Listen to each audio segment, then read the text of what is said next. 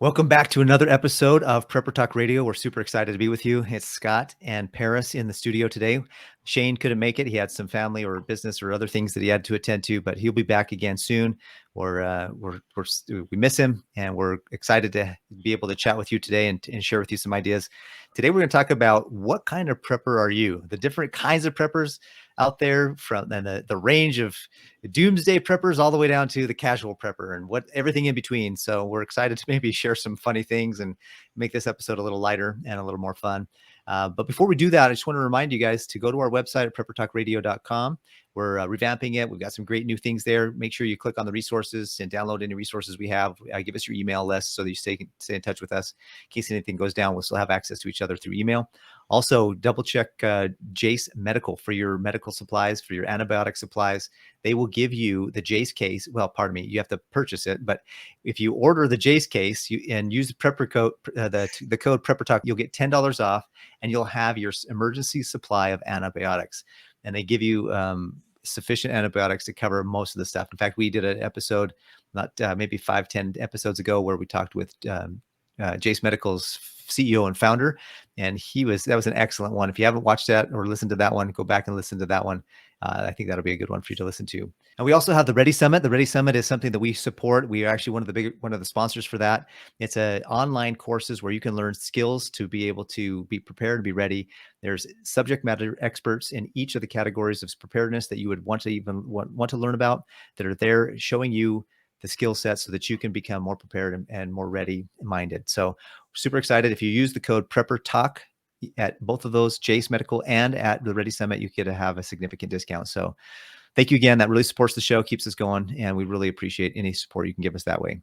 But Scott, what do you think? We're going to talk about the ranges of types of preppers today. This is going to be fun. The spectrum of prep, as I call it. It's a wide variety, and it goes from like the super survivalist. Mm-hmm. Like, I have a bunker. They also call them the Doomsday preppers, right? Yeah. To like, then you've got like the bushcrafter segments, and they're more about being one with nature, primitive tools and skills, and it's phenomenal, right? And this isn't like in order across the spectrum. This is just like different groups within the whole world of prepping, right? You've got your diehard preppers. You've got your gun hard preppers. You've got your homesteaders. You've got your community or communal living groups. And they're all different types of preppers, right? Then you've got your casual, like you can, and everything in between.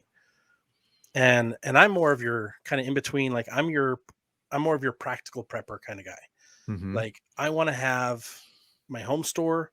I want to have as many skills as I possibly can, because I believe there's going to be a need to rebuild, and that together we're going to have to come together and do that, to fix that, to rebuild. And the more we can do that, the more skills we can acquire, the better off we're all going to be. And, I don't have to be an expert in one area. I'm a jack of all trades. I love being a jack of all trades. I used to think it was a bad thing, but now I'm like, wow, I can do so many different things. And it helps to know more about things. It helps even more to know how to fix things and how to do things. And I'm really working right now on my gardening. So I'm kind of like moving into the homesteading style of prepping, but I would still say I'm very much a practical prepper. I would love to move off grid. There's even the off gridders, and there's even the minimalist preppers that are just like, I've got my go bag, and it's like, not just I'm getting out of town. I'm getting out of the world. Like, I'm disappearing into the wild. And most people call that an inch bag, and that's in case I'm never coming home, or I'm never coming home. And so I'm like, I don't know what in case I'm never coming home spells, but anyways, that's a bad acronym. Inch is the right acronym. I'm never coming home. But there's so many different ways you can do prepping, and some people they just do food storage. Other people, they're really, really into the full homestead. There's some people that have, like, I have plan A, plan B, plan C, plan D, plan E, like every letter of the alphabet, they've got a plan all the way through. And it's really interesting to see, as you get to know people, kind of where they fall on the spectrum. Because there are crazies in the world of prepping, but they're so hard to find. Like, it's true. They're just so hard to find. And the Doomsday Prepper show, in my opinion, tried to paint preppers to look a little crazy. And everyone I've talked to that's been on that show, they're like, yeah, they really tried to get us to focus on just this one area. And that's really not what we care about. Like, that's not what we're worried about, but that's what they made us do. That's So I'm crazy. like, interesting. So what are you really preparing for? Yeah. Yeah. I just don't want to lose my job, or I'm more worried about like supply chain. And I'm like, fast forward to today and all the things that everyone's worrying about and everything that we're dealing with are all the things that most preppers have been worried about for decades. Yeah. And it's still funny because people are like, what are you prepping for? Nothing bad's going to happen. And now they're like, never mind. I retract my previous statement. What do I do? How do I get involved? How do I prepare? Mm-hmm. If you called your conspiracy theorist friend a fool, you owe him an apology at this point, right? Right. And you need to call them and say, I'm sorry. And then say, what's next? Because they probably know. Yeah, that reminds me of that funny video podcast we did where we brought that. Oh, goodness sakes. What's the famous Joe Rogan, where we had that Joe Rogan clip where we talked about how the preppers of the days of Noah, how he knew ahead of time that the flood was ready. He must have been a prepper and been ready for it. And that's just, when I first started my prepper journey, I was, a suburban dad. I had a job. I had my career, I have a business. And so I thought, I don't want to be hardcore where I'm super obvious. I kind of want to stay blended into the community and just build where I'm, kind of just slowly build and be the guy who lives next door to everybody else. But you never know. He's got, a 500-gallon water tank in his garage. He's got, guns and ammo, and he's got a couple, whatever, 6, 7 months, 8 months a year of food storage. I just want to be that guy that blended in. And so my first initial idea in really helping people understand that was that, look, preppers aren't about being this crazy gun toting, ammo building, bunker, whatever, although that's something that maybe down the road you can get into. But everyday, average, ordinary, everyday citizens of America and anywhere in the world where you are, being prepared is just being ready for whatever life throws at you, just having the skills, having enough food that you don't need to worry about whether or not there's a run on toilet paper because you already got plenty, or whether you've got, you lose your job and you need to have some food to eat for the next month until you find a new job. Just everyday things that being ready and being prepared. I grew up as a Boy Scout and the motto is be prepared. And so it just kind of fit. It just made sense to me that no matter who you are or what level of skills you have right now, there's some foundational things you can do to be ready and be prepared. Emergency fund for money, food, water, and then maybe get some skills where you can defend yourself, safety, security, and build from there. And then, if you want to go crazy and go off grid, if you want to get the bunker and get 15 ARs and 35 shotguns and 14, 55. I watched this guy, his family, I don't know where they are or where they live. I can't remember, but he had guns laid out on his deck. Like every inch of his back deck, and it was a big back deck, was filled with all kinds of guns. In fact, the guy, when I zoomed in, I was like, what is that one back there? I zoomed in, it was a bazooka. The dude had a bazooka in his gun collection as part of his preps. Now, I don't know that you need a bazooka, but heck, why not? If you've got everything else squared away, you got your food, your water, your skills, and you want to buy a bazooka, more power to you. Right. And if the government has it, I think we should be able to have it too. Yeah. I kind of want to get a couple cannons. Will I ever use them? No, but how cool would it be to have those on your front porch, reminding people, leave me alone. Yeah. Like I want to be the grouchy old guy sometimes, but I'm too kind and too friendly to really do that. Right. But it's like, what if? But yeah, it's like, that's funny. You could really go a million different directions with prepping, and getting off grid would be ideal for some, but not for others, right? Some of us really like being suburban or urban, and there's different ways to plan and prepare and focus. But you have to, no matter where you are on the spectrum, you have to always exercise caution, because you can get sucked into prepping and go down crazy rabbit holes and be like, I have to get all this stuff. And then you feel crazy for a little while. And then once you pull back a little bit, you're like, oh, what do I really need? Yeah. And it's that common sense stuff that makes all the difference. Knowledge and skills, first aid training, those things, and I'm talking general knowledge and skills, like understanding what you actually need for food storage, understanding what you actually need to prepare and preserve your foods, Mm-hmm. understanding what you actually need for communications. Whether it's a grid down scenario, whatever the scenario could be, whether there's an invasion, whether I lost my job, Yeah. whether I'm disabled, or my wife, or one of my kids. There's so many different applications of what ifs. It's simple, standard practices that go the farthest and make you the most resilient. And that's what we're really trying to help people become, is resilient, or the other word for it is anti-fragile. So Yeah. that when things fall apart, it's not the end of the world for you and your Mm-hmm. family. Like, that's why insurance is so valuable, right? Life insurance, accident insurance, auto insurance, homeowners or renters insurance. Like, preserve the things that are most important to you. Yep. Protect. And my favorite insurance policy is my food storage. It's the best insurance policy I've ever owned. Mm-hmm. And I put a little bit more money towards it when I have the money. When I have coupons, I use those. But it's like, those are the things that do the best long term over everything else. Yeah. I have a friend that it's funny because you talk going back to what you were saying about you go out, you buy all the gear, and then you realize, wait a minute, I didn't really need all this gear. When I first got my 72-hour, 96-hour pack, I have this, it's a huge backpack. It's got all the tactical webbing and, it's got a belt thing and shoulder straps. And I got the water thing that goes in it's just was decked out, right? Military grade, whatever. And my buddy, who is actually a military guy, and he's like, Paris, I can tell you where I served, but I'd have to kill you. I'm like, then don't tell me where you served, right? Mm-hmm. He's been in countries I can't pronounce, stuff like that, doing work for people. And he went through my bag. He's like, you don't need this, you don't need this. He's like, you know what I carry? He pulls out a fanny pack.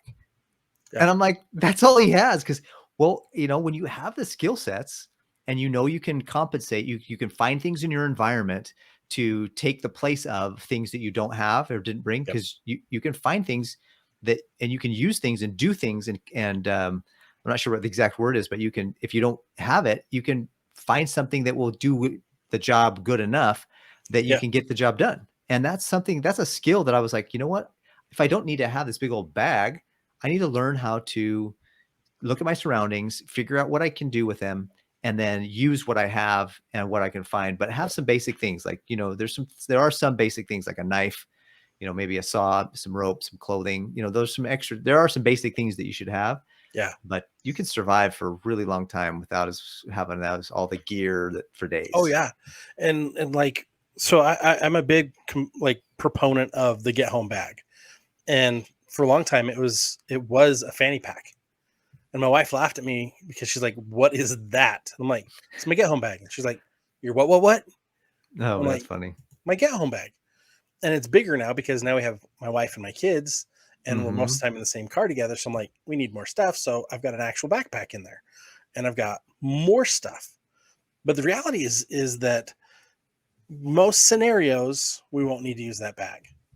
Yeah. Most scenarios we'll use our car kit, which is flares, fix a flat, like all this other stuff, jumper cables, all the stuff you need to fix minor inconveniences on your travels. Mm-hmm. But it's funny because like I don't think I'll ever build another inch bag. My old survival bag was more like an inch bag than anything else when I was single. And it Mm-hmm. was mostly because it was my get home bag, but get home to Colorado to my parents and shelter with them. Yeah. And I was living in Arizona at the time. Mm-hmm. So I'm like, I'm going to need all this crap. I had triplicate in filters. I had two big water Wow. bottles.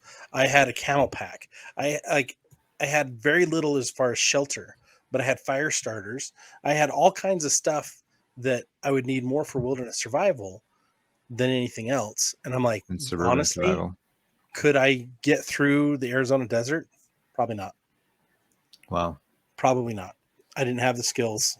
And I don't think I do still. I can get through for a little while, but Mm-hmm. I mean, there's so many things you've got to look at and say, is it really realistic? Can I really travel 700 miles? Can I really travel that far on foot and do it in a backpack's time worth? Mm-hmm. Without skills, you're not really going to go very far. That's true. Buna Tomalina in our Facebook group, but also she's been on the podcast a few times. Every time I make a comment, I'm like, yeah, there's really not enough stuff around here to eat, foraging. She's like, actually, there is. Let me show you. Almost every time she hits my comment with, let me show you. We need to go out. I need to show you more. And I'm like, yeah, but like year round? And she's like, okay, true, not year round. But right now there's a ton of food. Wow. If you learn to forage, there's a ton of food in your backyard. Like, keep yourself alive just at least, Yeah. And it's fantastic because that skill set is way more valuable than anything else. I mean, Shane and I wrote a book called The Ready Radius. We just need to get it published. But it's all about that idea of only what you need, because you can improvise and reuse anything that's around you. Mm-hmm. And it's to get you to the next radius or the next circle, like my backpack or what's in my pockets, right? And then what's in my backpack or what's in my office or where am I right now? What's in this room that I can use? Yeah. To get me to the next place that I'm going, or to get me to a more safe structure, a better shelter, or with my family. And it's using those things in that radius. Then you get a new radius that you go to and expanding that radius, and you may pick up a few tools. And one of the things we found is like, we do a lot better with a half empty or a half full bug out bag. Our kit bags, like mine, are never full anymore. I've got space. Why? Because I'm going to acquire stuff along the way. Good point. And I've also may be discarding stuff along the way as well. Mm-hmm. I don't have near as much stuff in there as I used to. When I first started prepping, I had this huge, and you can see our downloads. On our downloads, we have the huge full lists. But I put that there because you might need some, not all of this, but you might need some things and not other things. But you need to look through the list and say, okay, what makes the most sense for my plan and for my situation? And do I really need that? And I'm like, most lists are so exhaustive and extensive. And you're like, do I need a saw? Do I need a saw? Like, where am I going? Mm-hmm. Most likely you don't need a saw. But if you're going somewhere where you do need a saw, then absolutely pack a saw. Yeah. Do I need a water filter? Yes, every time. Yeah. Do I need a fire solution? Yes, every time. Mm-hmm. No matter where you go, those are the things you need. Yeah. It's like, what do I specifically need? And then what do my wife and kids need? And make sure the needs are always in there. That Maslow's hierarchy of needs, always in there. Shelter, water, food are the first, most basic, in your first aid. Then you start expanding past that, and you're like, okay, we'll put some crayons and a coloring book, because the kids might need something to keep busy for a while, because we'll have to sit and wait for something. Mm-hmm. Right? And your blankets and your shelters, like, then you can start expanding. But you look at the whole spectrum of prep, and it's like, it comes back to the same core principles of knowledge and skills outperform everything wherever you are on the spectrum. Yeah. And being creative with stuff, because you never know, like, you might have a skill set in one area, but having the capacity to creatively think gets you the ability to see something that's totally out of its normal place, maybe, but use it to create something to get you where you need to go, or what get you what you need. I mean, people make fun of rednecks, but man, rednecks are the best at jimmy rigging stuff and getting stuff to work. When you're like, how does that even work? I don't know. I just kind of did this and put that in here and put that here. And before I knew it, I started it up and it runs, and, you're like, wow, dude, that's actually pretty ingenious. And you're like, do you have a degree in this? You're like, no, I'm just, guy back in the woods doing my thing, It's I need a solution, and so I'm making one. Like, they just come up. They're creative. That didn't work. Let's try this. I mean, how many rednecks are making moonshine and then using that moonshine to power generators? Right. Making their own fuel. Like, there's so many. Like, I hear so many things, and it's like, there's things like, have you seen the trucks where they'll actually trucks and cars that they'll take and cut off the gas line, and they'll put this aerator gas can in the front of the vehicle, and they've got tubes that come in through the airflow, that bubble the fuel. There's only a gallon of fuel in this like 3 to 5 gallon container. And then the fumes of that fuel come back into the car and go directly in and run the car off the fumes instead of off the liquid. Wow. And then they're getting higher gas mileage.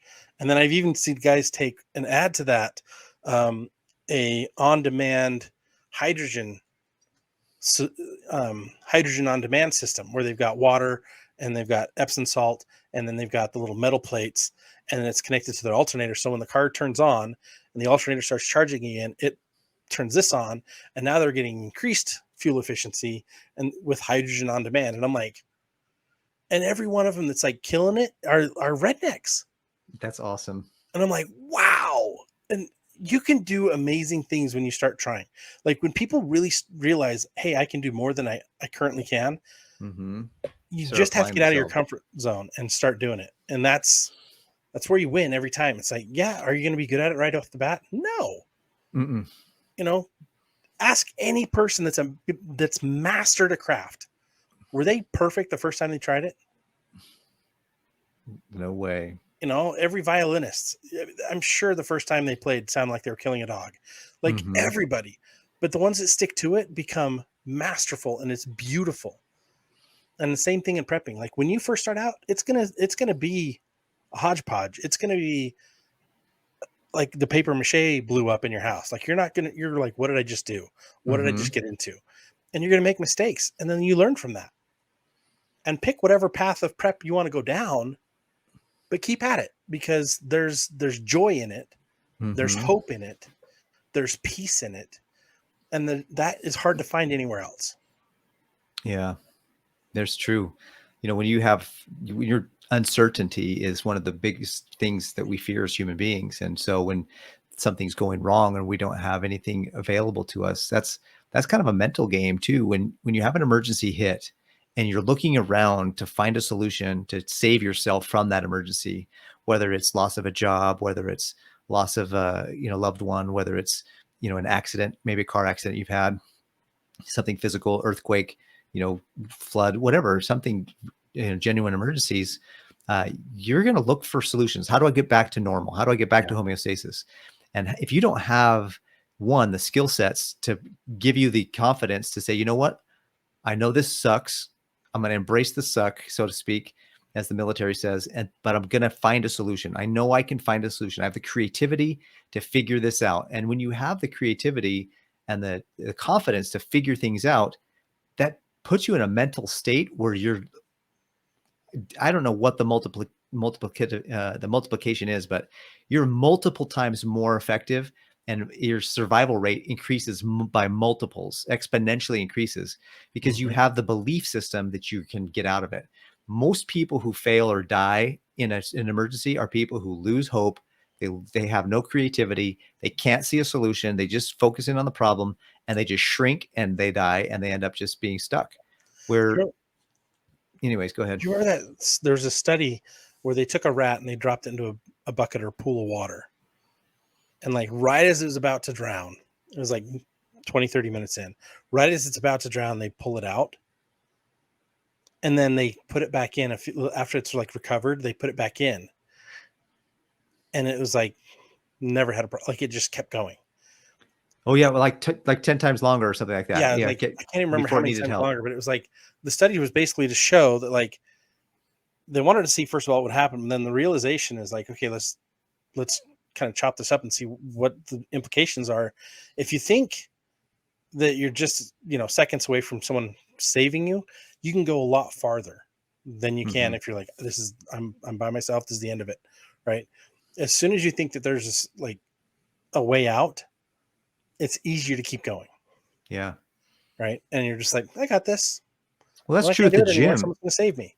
That's true for me at the gym. When I know I have a spotter or somebody who's going to catch the weight in case I can't, I'll do another rep. I'm shaking to get the one up. And boy, if I know somebody's there to take it from me, it won't hurt me or handle it. Let's try another one, And so that's a true principle. That's where the growth happens. The big growth, like especially in the gym, you used to be a bodybuilder guy. Like, the real growth and the real strength happens after the last rep when you can't do it anymore. Yep. when you have to get help and you're forced to finish 2 more. Go to failure. Yeah. And it's like anything beyond that initial failure is where you're going to have the most like massive benefit from. And the same thing happens in prepping. It's like if you fail and give up and quit, oh, we don't have enough food storage, or oh, my freezer just died on me the other day. Well, it didn't die, that got unplugged. I didn't catch it. It was out for like 3 or 4 days. Dang. And I lost so much food. Do I give up? No. I clean it up. I get rid of this fish smell. I disinfect the whole thing. Like I had ground beef and fish. I didn't even know we had fish in there. I ate it.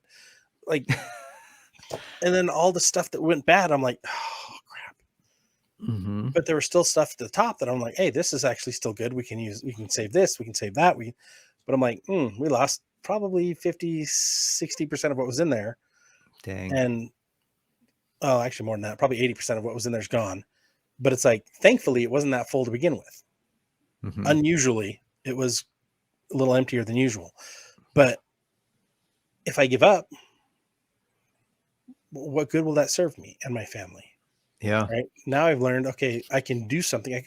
There's alarms you can put on your plug so that if the power goes out, there's also temperature alarms you can put on. So if the temperature drops, you'll get notified. Like you can have things go directly to your phone. It's amazing. I'm like, I shared my problem with my prepper friends, and some of them are like, hey, here's what I do now. I'm like, that's brilliant. I don't have to check it every day.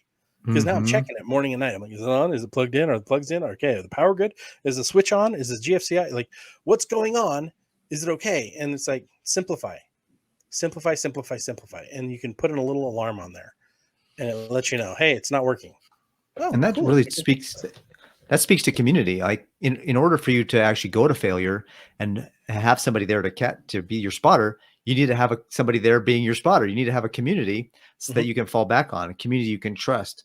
And that rat learned that he could trust somebody in the water. So that's where that trust comes in. That's where independent people can work together with other independent people in an interdependent way, where I can do what I can do. And if I'm called upon to do whatever, I know I can do it because I have the skills to do it. But I don't have to do it because I trust somebody else in the community to do it at that moment. But if that person failed or didn't show up, I could still get it done. And that's what independence is you have the skills to get the job done that needs to be done.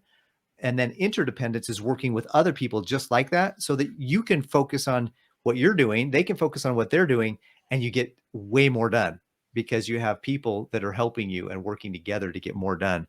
And that synergistic effect is powerful. And that's, that actually kind of goes to one of the types of preppers we were talking about before the show, before we started recording, was the werewolf prepper. This idea of a werewolf prepper. And those are the people that are outside of the community that don't have our trust, that want to come in and steal our stuff and take our stuff.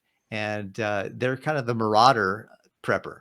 And I do not recommend being a marauder prepper or a werewolf prepper.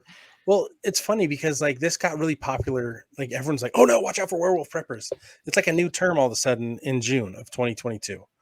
I'm like, they're not real preppers. It's wolves in sheep's clothing is really what it is. Someone coming in like, oh, help me. What do we do? How do I learn? And then you show them all the stuff you have and all the stuff you do. And then they're like, okay, check mark, target. Here's where all your vulnerabilities are. And they learn everything about you and then exploit you. Yeah. Like we recommend everyone not to tell everybody what they do and how they do it. Like we recommend that you go out and tell people to get prepared and say, oh, I need to get better prepared. I wish I was prepared. But don't go around advertising what you have or what you're doing. And it's funny because I see a lot of people on like TikTok and everywhere else advertising everything they have. And I'll advertise a little bit about what I have, but I'm not going into what I have. I'm going into what I know. And if we can help people get into what they need to know, they're going to be a lot better off. But it also go back to the things of security. Like, what's my security perimeter? What's my security plan? What's my communications plan? What do I use as criteria to determine if I'm going to let this person into that circle of security? And if they don't meet the criteria, don't let them in. Yeah. I have family members, in-laws that I don't let in. It's a safety thing. Yeah. We need to be a little wiser wherever we are on the spectrum. But we don't need to freak out, because werewolf preppers, I mean, that's a new buzzword for bad guys. Yeah. And there are going to be marauders. There are going to be, they're basically, it's the same as that neighbor 3 houses down, who, when they see you're still eating and they're not, they're going to freak out and try to take what you have if they're at the end of their rope. When someone's at the end of the rope, they do a lot of dumb things. Oh, yeah. If we can help curb that now and help them become a prepper now, we've eliminated a threat. And we've increased, and we've increased our ability to get things done in the future, because it's like, oh man, this is a great example. Okay, Clydesdales.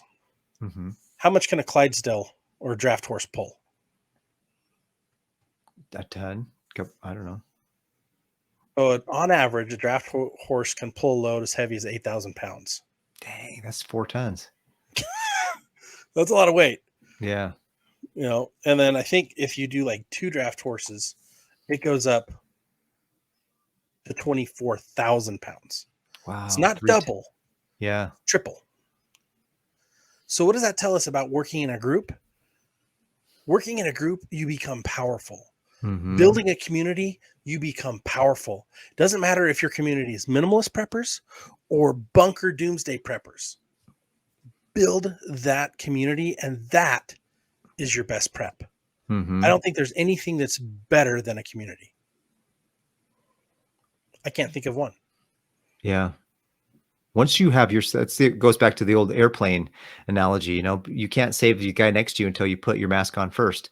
Once you've saved yourself, so to speak, once you have your food storage, your water storage, your security, you've got your gear, you've got yourself set up, the next best thing is to help the next guy, your next door neighbor, do it, because you're going to survive way exponentially longer by having a team and having a community than you are going to be by yourself. I mean, imagine, you know, if you have people that can stand watch, you know, because you have a whole community now that is going to be able to take care of each other, and you trust people, and you can grow food. Maybe you don't have enough room on your land, but you have a bunch of seeds, but your neighbor has a bunch of room on his property, but no seeds. Well, now together you've got his land and your seeds, and you can both eat.